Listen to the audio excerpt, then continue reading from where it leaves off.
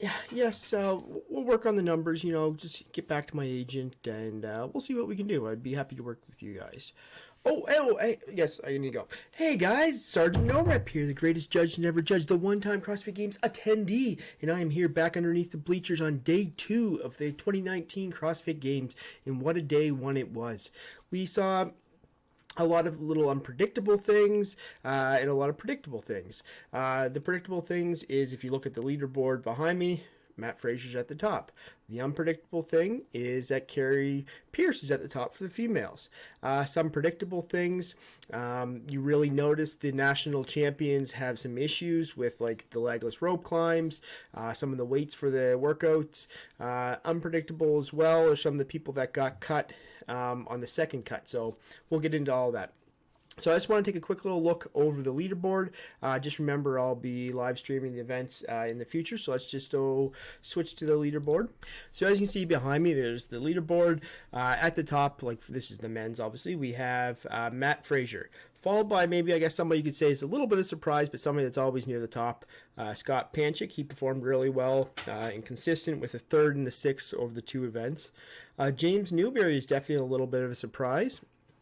Obviously, he's been a games athlete for a while, but you never really seen him in this place. He got a 6th and a 4th for the 2 events. And my favorite thing of the whole entire week, or I guess the one day so far, but it's been a whole week process, is Ben Smith getting the wild card, and now Ben Smith sitting in 4th after 2 events. In the first event, he came in 8th. In the second event, he came in 5th. It was very interesting for the first event. He went out with the very first heat, so he didn't really have the big guys to push him, so it was just all on him to set his own pacing, and he blew away the field because it was a lot of these national champions.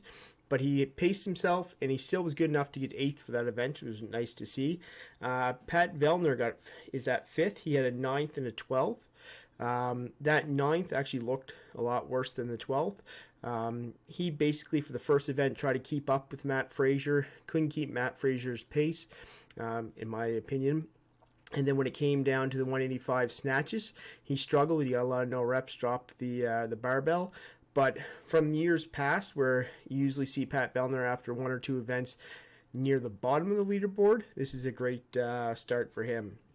Noah Olson in 6th, Samuel Kurnoa from Canada in 7th, Jacob Hepner, nice to see, in 8th, Travis Mayer 9th, Logan Collins in 10, Jonah Koski in 11, Carl Gudmundsson in 12th. A lot of people have him for a podium.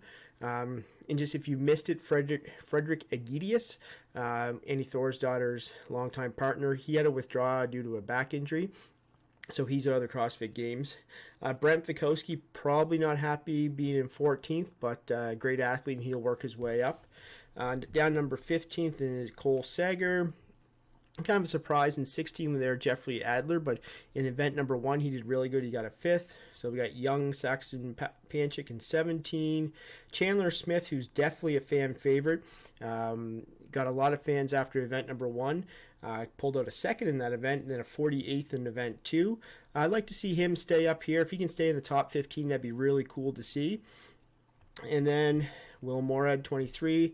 So after 2 events, the cut line was at 50, so we'll get down closer. Alex Vignon was 31. That's not very good to see. Jason Carroll sits down at 32. Who else? We got some big names. So these are some unknown. Willie George is kind of surprised to be down in 44th. Seemed like he had taken a step forward this year, but there he sits. So the cut line was at 50, so there's a few names down below here that you'll recognize that got cut, that were kind of, so Hunter McIntyre, he got cut. He performed well in the first event. The second event, he just didn't have it. If you can find a clip of the press conference, it's pretty cool to see Dave Castro poke some jabs at him, basically saying these events were designed to get rid of the people that don't deserve to be here, like him, Hunter, who was sitting right beside him. So Hunter's gone.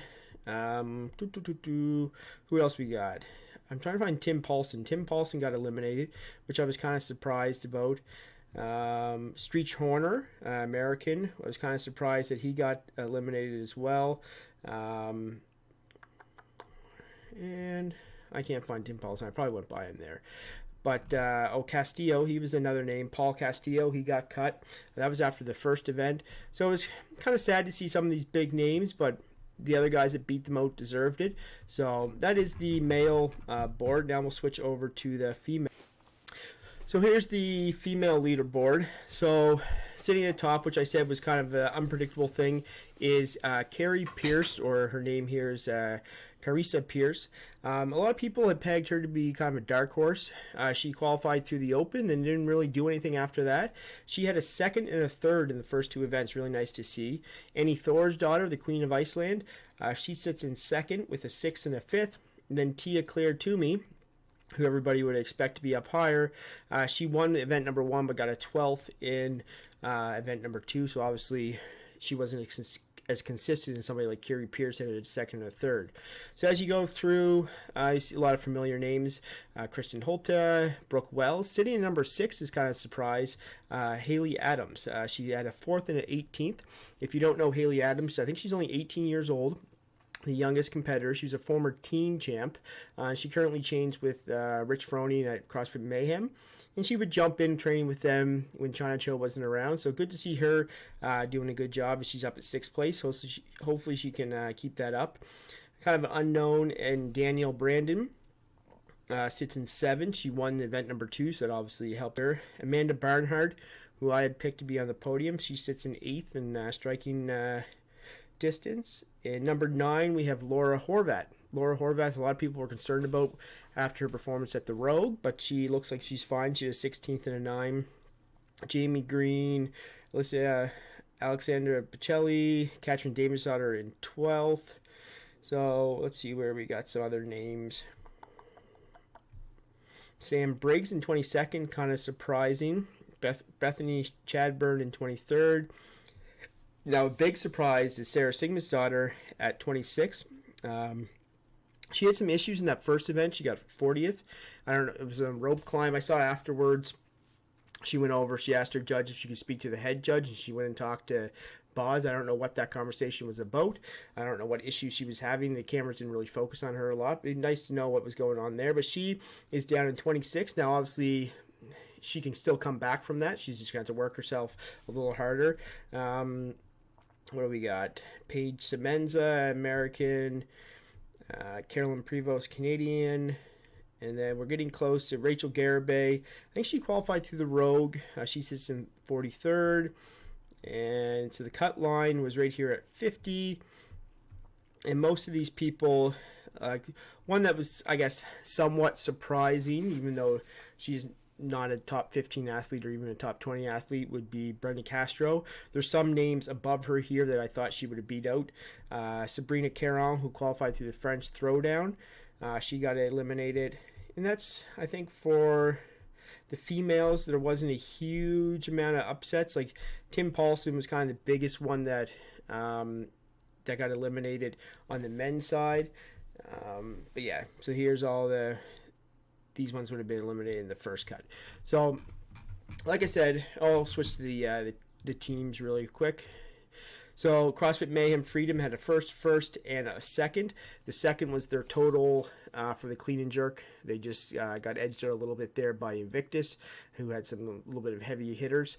So they're sitting in first place, got about a 63-point lead over CrossFit Krypton. CrossFit Krypton is the team of Alex Smith, Cody Mooney, Jessica Griffith, and Camille LeBlanc Bazinet. So they're sitting in second place, and they have about a 7-point lead over the Central Beasts. Then there's kind of a big jump there down to CrossFit Invictus Boston, CrossFit Altos, who had a really good first event. Don't Stop, who I thought would be up a little higher, and OC3 Black, the Exterminators. So that's our right there. But I think Mayhem at this point, I called them to win it in the start, and I still think they're going to win it, especially in the era of the super teams. You forget that this is a team sport for the teams. And Mayhem Freedom, they work so well together as a team, and it's hard sometimes when you throw a bunch of superstars in there and just say go out and work as a team. CrossFit Mayhem, they train together all the time. They're a well-oiled machine, and it's definitely showing here.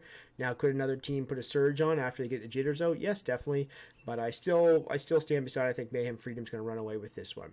So anyway, it's probably, if I'm putting this video up right now, probably another half an hour until the team events start, and I'll be broadcasting that. And we'll talk to you later.